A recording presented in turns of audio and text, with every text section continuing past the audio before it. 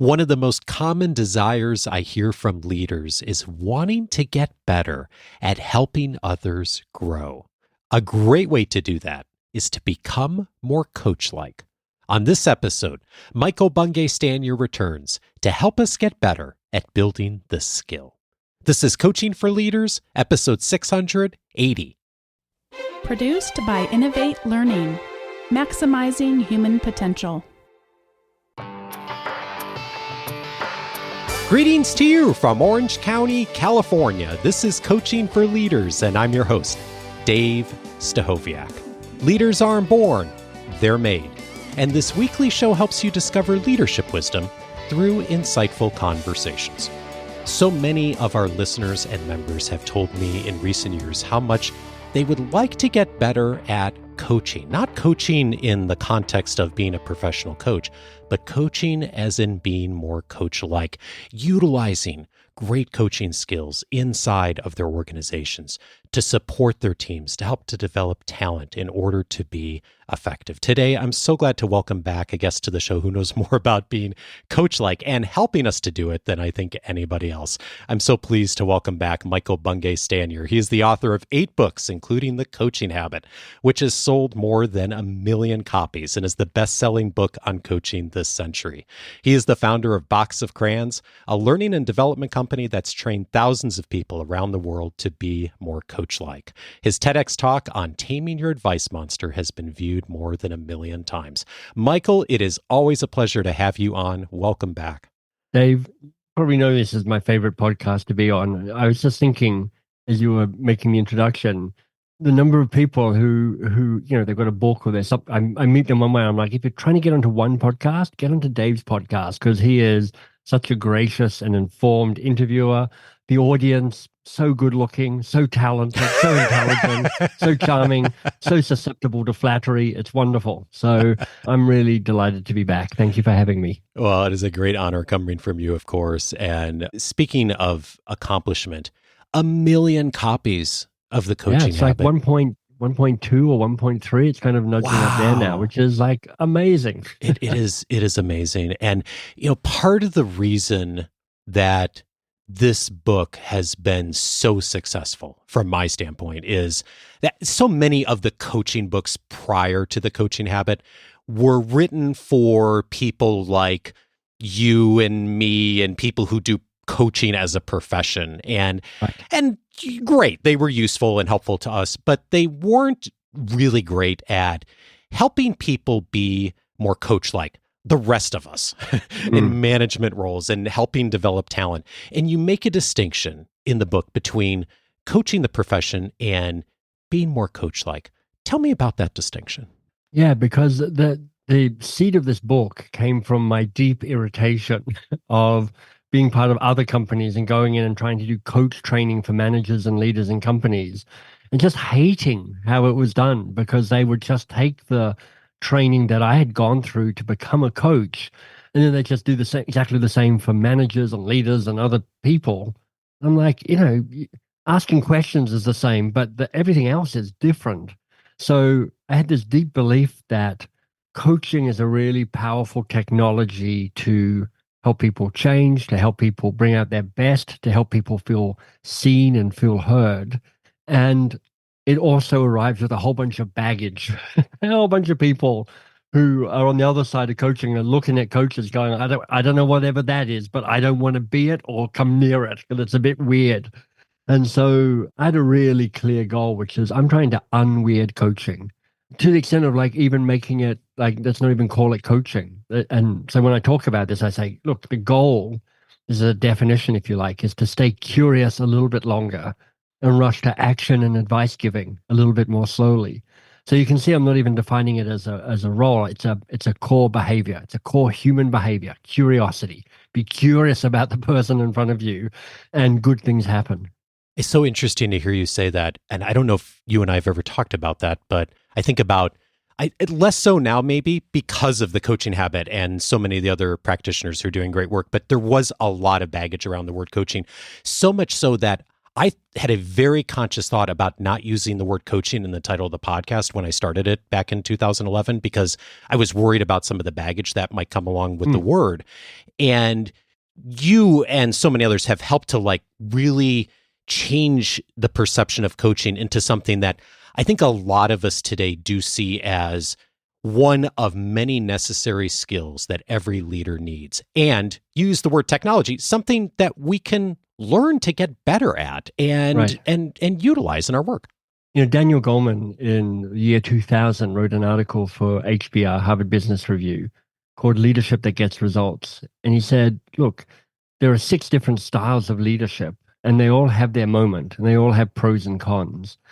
Good leaders, great leaders really will use all 6, and they'll know when the appropriate time to be directive or be democratic or be coach-like will be. Normal leaders use 1 or 2 or at a stretch 3. And coaching is one of the 6 leadership styles. And Goleman went on to say, look, this style of leadership has a real impact on culture, the way people feel and having the right people, and also on strategy and on the bottom line results. It really makes a difference. And it is the least utilized of the leadership styles. So I was very keen to go, look, I want you to think of coaching as a leadership tool, a leadership behavior. You can do this every day. You can do this in most interactions. And then as the book became more successful, because I did write it for a kind of organizational context, when I started getting emails from parents and sports coaches and pastors and all sorts of people. I got this video the other day from like the swimming club leaders of New York State going, we all use the coaching habit in the way that we help people learn how to swim. Wow. Like, that is amazing. Yeah. It really, I think, speaks to the universal nature of this as a skill set, like listening, like giving feedback, like so many of the other things that we've traditionally learned in leadership. And you've shared with me that part of this is, and doing this well, or at least doing this better, is the being of coaching, the energy of how you show up. Tell me what you mean by that. Yeah, there's some technical stuff around coaching or being more coach-like for sure. And it kind of comes down to this, all right, if the goal is to stay curious a little bit longer and rush to action and advice giving a little bit more slowly, then how do I do that? Well, one of the things you're looking to do is tame your advice monster. And that's the TEDx talk you referenced in the introduction, that hunger and habit we have to leap in with ideas and opinions and suggestions and all of that stuff to be helpful. I'm making air quotes here. And then you're like, okay, so if I'm trying to tame my advice monster, because that's how I stay curious longer, how do I do that? Well, having some questions is a key part of it. And that's why in the book, I'm like, here are 7 really good questions. They're not the only questions. They may not even be the best questions, but they're pretty good. And if you just bring those 7 questions into the way that you practice your leadership or your way of interacting with other human beings, then that's going to be a plus. That's going to be helpful. And, if there's one thing that's evolved and changed over time for me, it's a kind of sinking into the deeper power of what this way of being with other people can be. And for the person that you're coaching or you're in conversation with, the really powerful things you're providing, you're giving them time to think and you're helping them be seen and be heard. And that turns out to mean less about do you have an array of models and questions and stuff you can pepper them with, and more about how you're showing up.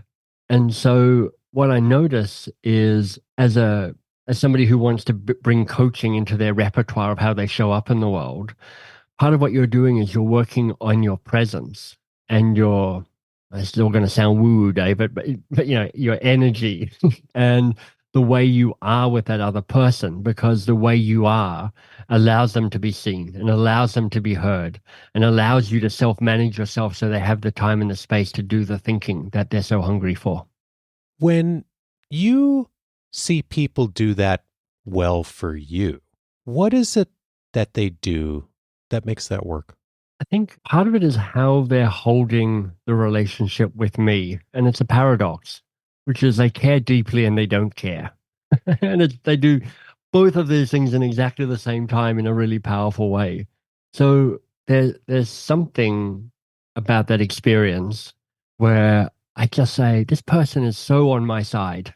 They are They are, fully committed for me to figure this out or to have the best life I'm after. They're just in my corner, and I don't doubt that. And at the same time, they hold what happens very lightly. That's what I mean by they don't care. They're like, it's your life, Michael.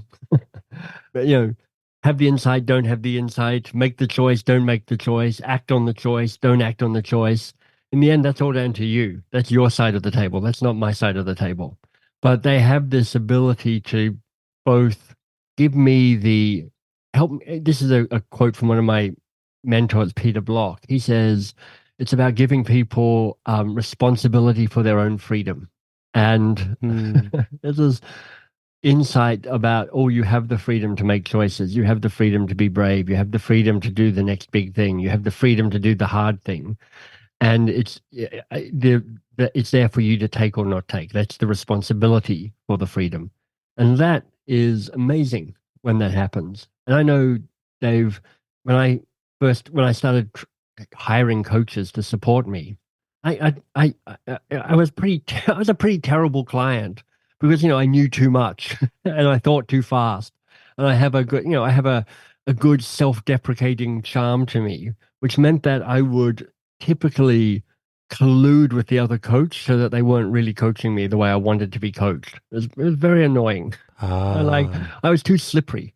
And then I had a coach for 15 years, a guy called Ernest Oriente, and he just had a great ability not to be conned by anything I was doing and to care and not care. Like, he was so on my side, and he was so, this is your life, so make your choices. It's not down to me, it's down to you. And that was why he coached me for 15 years, because he was so good at that. Some of us have had one or more people in our lives who've shown up who've been able to do that, either a friend or a family member or a mentor or a leader. And so many people who I work with, you work with, want to be that person for others, especially in the professional space. And I'm curious about the other part of that question of how it feels on that end when we get that. But how do we know when we're doing that for someone else? Like when we're showing up in that space of having that energy in the right place, of being fully aligned with supporting that person, and at the same time, like, disconnected enough that we're really able to help and support and say what needs to be said? Well, I think there's possibly two ways you can tap into that. The first way is the lazy way, and it's a really good way. I'm very pro-lazy, don't get me wrong. And you ask them, the final question in the Coaching Habit book is the learning question, and you ask what was useful or valuable here for you. Yeah. And if you're coaching somebody in a formal or an informal way, ask that question so you can learn what's working and not working around that. And then so that's a kind of external way of gauging it. And what you'll hear will be the truth, but probably not the whole truth, but some of the truth. And that's helpful. And then there's an internal way of kind of asking yourself, how am I doing? And I facilitate an online event or a live event or a keynote or whatever, inevitably I will ask the audience some check-in questions right at the start. And the questions I default to are things like, number one, how active and engaged do you plan to be? And number two, how much risk are you willing to take? And number three, how much do you care about the experience of the other people in the room? And it's actually a great check-in question for yourself. So imagine just before you get into a conversation with somebody where you're planning on being curious, you go, how active and engaged do I plan to be? Because I know there are times where I'm like, yeah, I'm in this conversation, but I'm in second gear. I'm kind of cruising rather than present and active in it. How much risk am I willing to take? That's such a good one, because so often I will not ask the question because I've made up that they can't handle it. But what I've come to realize is it's like, I can't handle it. I'm nervous about the question. I'm nervous about the answer. I'm nervous whether it will work. And so it took me a while to figure this out, but I would create these stories about how I'm really helping them and protecting them and being nice to them. And in fact, I'm infantilizing them by not being brave enough to ask the question. And then how much do I care about that other experience? It's like, what does it mean to be fully committed to the best of this person? And so when I am articulating the kind of a motto for my coaching, kind of the being of my coaching, not just the technical stuff, but how am I trying to show up? The language I will use is fierce love. So love meaning I want to be fully on their side. I want them to feel like, man, Michael is so in my corner. Michael has my back. Michael is a champion for me to be the best version of myself and to be doing the best work I can be doing. And fierce meaning I'm not going to kind of compromise that. I'm not going to muck around. I'm going to say what needs to be said. I'm going to push where it's appropriate. I'm going to challenge where it's appropriate. One of the permissions, I guess you could call it, that I give myself and I try and give others when we talk about this being of coaching is to be fierce and not be nice. And that doesn't mean be an a-hole. Although there is actually a really useful place for that, being that kind of playing that role. But that fierceness, the reason I coached with Ernest for so long is he just had this fierceness, which he just wouldn't let me get away with stuff. And I love that. So be fierce, not nice, fierce love. What that does is allows you to show up going, oh, I'm here and I'm here to serve in the best possible way. You were saying that I was thinking about when I was a Carnegie instructor, that somewhere along the way, I learned about the importance of doing exactly what you just suggested, like asking some questions first before an interaction and asking someone, where do you want to zero in on? Where do you want feedback? What kind of feedback do you want? And once they identified that, then I found like, wow, how much people were just so just we're all so hungry for that. And I realized what you just said a moment ago, that sometimes I was the one holding myself back, like, oh, they're not ready for this. It's too advanced. I don't want to put someone on the defensive. And oftentimes that made me realize, oh, wow, they are ready. And then the other thing that it did for me as the coach, facilitator, instructor, whatever role I was in, is if we had that conversation in advance, then it was so much easier for me to say, okay, I see something that I think would help them, to actually say that out loud. And I cannot think of a time in all these years, Michael, where someone I was working with and I had identified something that they wanted feedback on, and I gave them really direct feedback, and that they pushed back or said that was too much or got really frustrated. If anything, it was the opposite. Like, I didn't hear enough. Well, I've had people push back, so I think it can happen. And that's not a reason not to do it. Right. Because otherwise you get trapped in this kind of miserable circle of trying to anticipate what you think they'll react and how they'll react, and trying to give them what you think they want and what they need. And that way misery lies. My job is to be the best version of myself, because I want people to see that. I want to be a role model for how to show up to people. And then how this lands, that's kind of their side of the table. That's for them to worry about. Now, I want to make it land. I want to give myself the best chance of it landing. So I'll often do a little framing. So I'll go, all right, Dave, is it okay if I give you a hard truth here? Because I've got something and it's kind of burning to say it, but it's provocative and it might shock you a little bit. So is it okay if I lay that on the table? And almost nobody says no. So let's assume that 99.9% of people say yes to that. Then what I do is I go, okay, so Dave, here's the thing, blah, blah, blah, blah, blah. And I'll almost point to, I almost won't be looking them in the eye. I'll almost be making that piece of news, what in facilitation you call a third point. So we're both looking at that thing together going, here's the thing. And then I'll check in, I'll go, so what rings true about this for you? So part of what I'm doing is I'm not presenting the feedback as the truth. I'm presenting it as isn't this an interesting third object for you and me to look at? How much of that feels useful? What feels interesting about that? What rings true for you about that? And so what I am doing is I'm giving them every chance, and I'm giving myself every chance to save face. So that if it doesn't go the way I want it to go, we can both back out of it without damaging the ongoing relationship. So I've got another chance to have another tough conversation at another time. I'm going to start. Does that land with you? I mean, I'm curious. I'm curious to know if that makes sense and if it lands for you. Oh, yeah. As you were saying, I was thinking I might start trying to do that more intentionally. And I guess I've got Carnegie on my mind because when we did presentation courses at Carnegie, one of the things that we learned as instructors is whenever we would do video review. So someone would present and then they'd watch the video of themselves. And one of the things you learn really quickly doing that is when watching a video of someone, and especially if you've never done that before, it's a pretty intense experience to see a video of yourself in a screen in front of a group of people and like then to approach it and try to learn from it. And we learned, let's invite the person watching the video to, let's look at this like it is someone else, like it is a third party. It's not you, it's not me, it's this third person. And if you were going to give this person some praise of what you noticed they did well, and also if you were going to offer them an invitation to do something different, what would you say?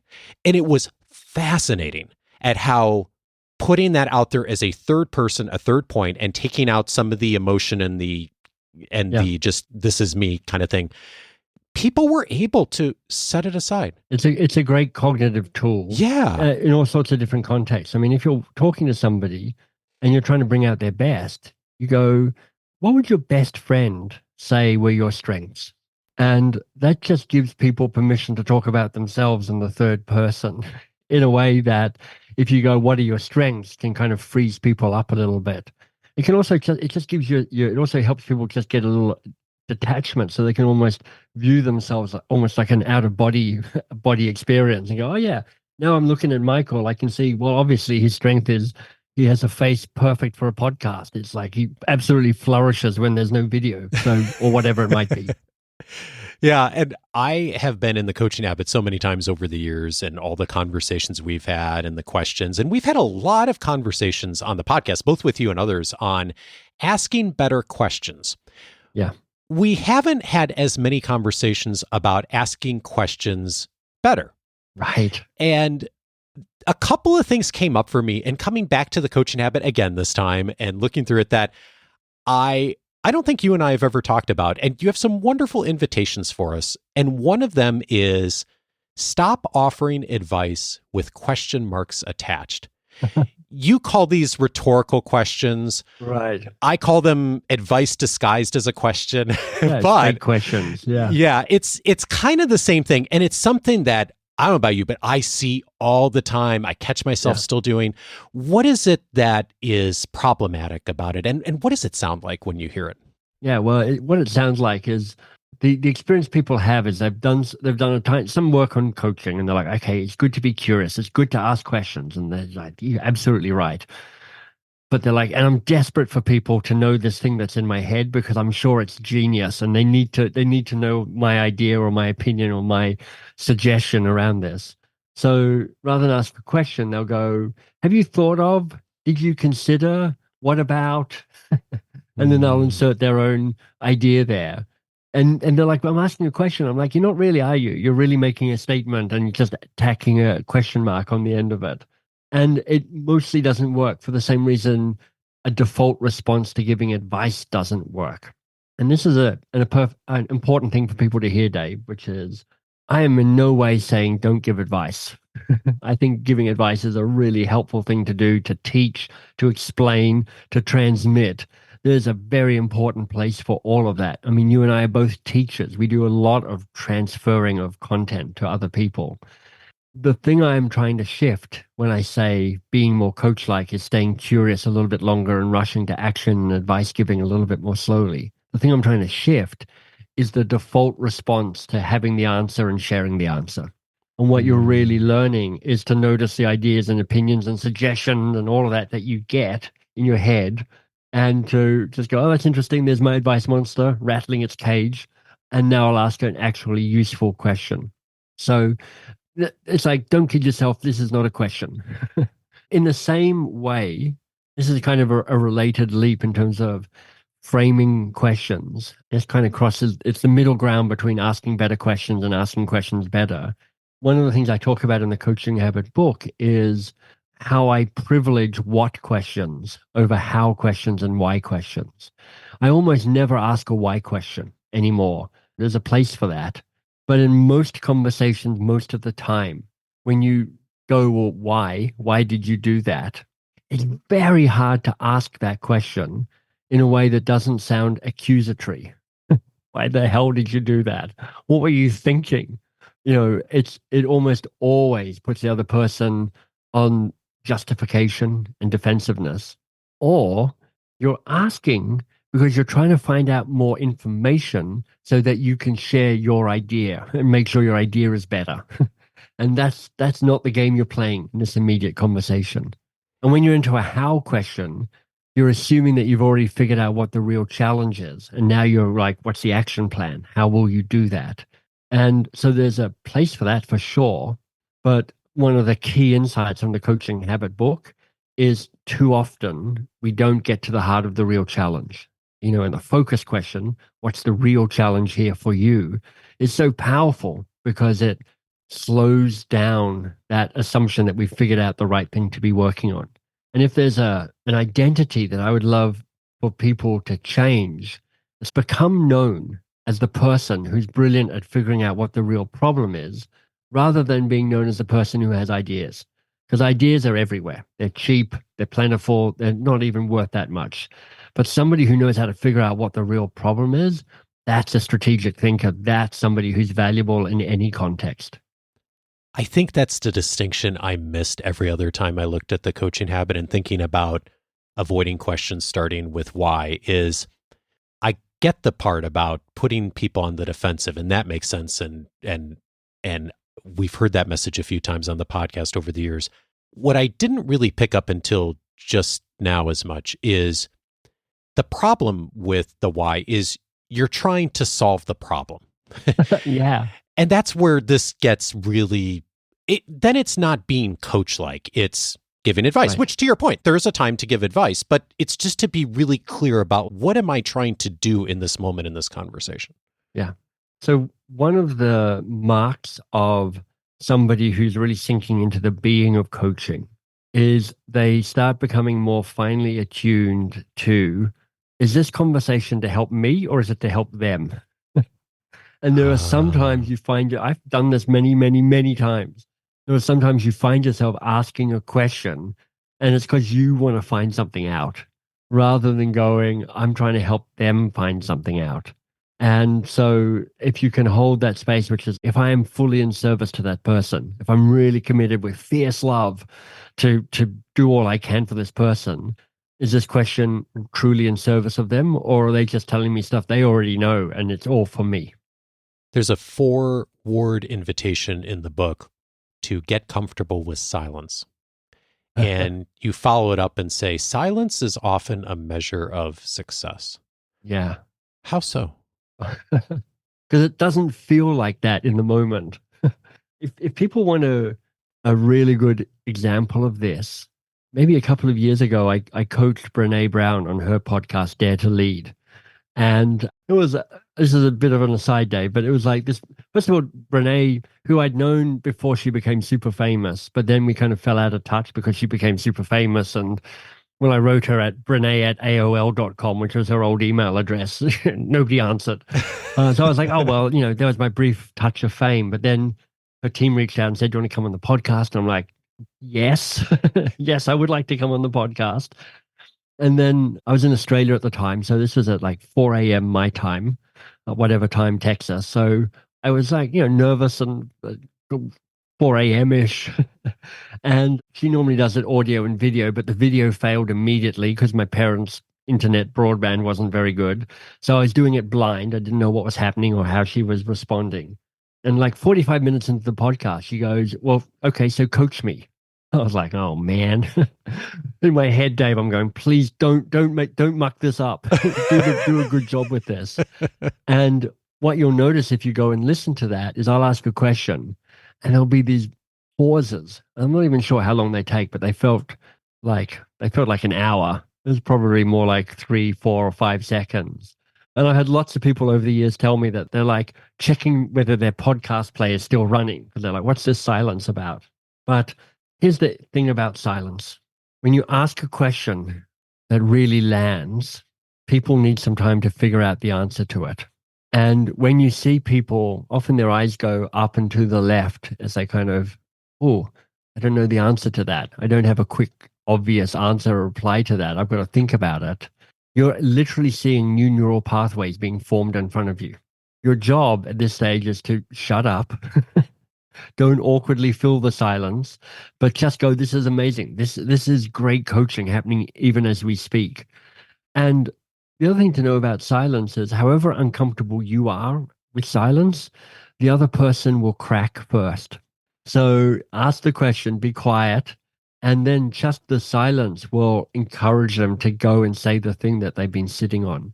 So it's a really powerful tool. It's powerful because it gives people space to think. It honors people having new ideas. If you're an introverted type of person in that way that you need to get your thoughts together before you speak, rather than like me, extroverted, where I just start speaking and have no idea what I'm actually going to say. It's just a really powerful place where we talked about your presence, your calmness, your solidness can really show up. And it's in that comfort with sitting with the silence and saying, this is fine. My job is to hold the space for you so you can figure some stuff out. And I'm delighted that you're wrestling with the question. Many people in our audience and our members are readers and read lots of books. But I also come across folks in our listening community, Michael, who don't read a lot or don't read much at all.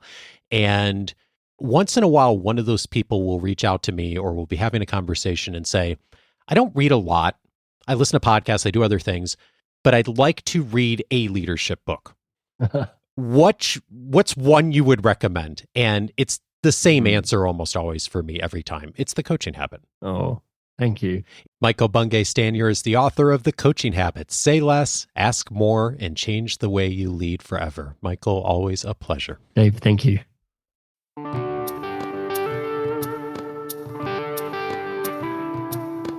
If you're familiar with the Coaching Habit book, then you know there's 7 tentpole questions that are part of the framework Michael presents. We didn't talk about those much in this conversation because we did talk about them in detail in one of our past episodes. Episode 237 is one of them I'd recommend if this conversation was helpful to you. These coaching questions get results. In that episode, Michael and I talked about the 7 questions, when to utilize them, why they work, and more importantly, utilizing them as a starting point for the questions that you may ask inside of the situations you're in each day. Episode 237, a great complement to this conversation. I'm also thinking about episode 440, Leadership in the Midst of Chaos. Jim Mattis was my guest on that episode. Former Secretary of Defense here in the United States, 4-star general in the U.S. Marine Corps. Jim talked on that episode about how much he uses coaching in his leadership. And as he pointed out in that conversation, he said, I could command in 15 minutes a day. Most of the rest of the time was coaching. How to utilize so many of the things we talked about today in practice in such a large organization and in such visible roles. Episode 440 for that. Also recommended episode 613, How to Lead Better Through Complexity. Jennifer Garvey-Berger was my guest on that episode. We talked about the distinction in that conversation between complicated situations and complex situations. Complicated situations, of course, hard, but often have a clear answer. Complex situations are dynamic, and the answer from yesterday may not be the answer that works today or tomorrow. And one of the points she made in that conversation is when you experiment, you need to release your attachment to the outcomes. Michael echoed a bit of that in this conversation today. I think it's a wonderful complement to The Coaching Habit, episode 613. And then finally, episode 654, How to Help Others Be Seen and Heard. Scott Shigeoka was my guest on that episode, and we talked about the importance of presence, of energy, as we talked about a bit in this conversation as well too, with the intention of making sure others are seen and heard. So many of us not only want that for ourselves, but we want the work that we do, our leadership, showing up more coach-like to be able to do that so much better for others. All of those episodes you can find on the coachingforleaders.com website. I'm inviting you today, if you haven't already, to set up your free membership at coachingforleaders.com. It's going to open up access to a whole bunch of benefits inside of the free membership, all of them available to you for free. One of those benefits is all of the audio courses that are inside of the portal, so you can utilize them and find very specific topics that will be helpful to you. And I'm thinking about that because one of the audio courses is 5 simple questions that move people forward. One of our members asked me recently, Dave, what are the best questions you use? Which ones are your favorites? I love the coaching habit questions and I use them all the time. And that course is 5 other questions that I use all the time in addition to the coaching habit questions. If you'd like to find out what those are, go over, if you already have your free membership activated, go over to courses, find the course on 5 simple questions that'll move people forward. You'll see them all there. And if you don't have your free membership set up, just go to coachingforleaders.com. That will get you full access to that. And while you're there, you may want to look at Coaching for Leaders Plus. It is how you get even more resources from me, more access to what the experts are thinking about, and more practical next steps on how to handle challenging situations. One of those situations that came up a few weeks ago in a conversation with one of our members was how to navigate awful meetings. How do you show up and engage at a meeting that, as he said, I go to a couple of these every month that are just not run well. I don't get a lot out of it. It doesn't feel like a good use of everyone's time. We had a conversation about that, and one of my recent journal entries is how to reframe awful meetings. If you find yourself in that situation where you've got to go to a meeting once in a while, that is not good. How do you show up in a different way and actually make it work better for you and for others? It's one tiny piece of Coaching for Leaders Plus. If you'd like to find out more, go over to coachingforleaders.plus. Coaching for Leaders is edited by Andrew Kroger. Production support is provided by Sierra Priest. I will be back this coming Monday for our next conversation. Thanks as always for listening, and I hope you have a great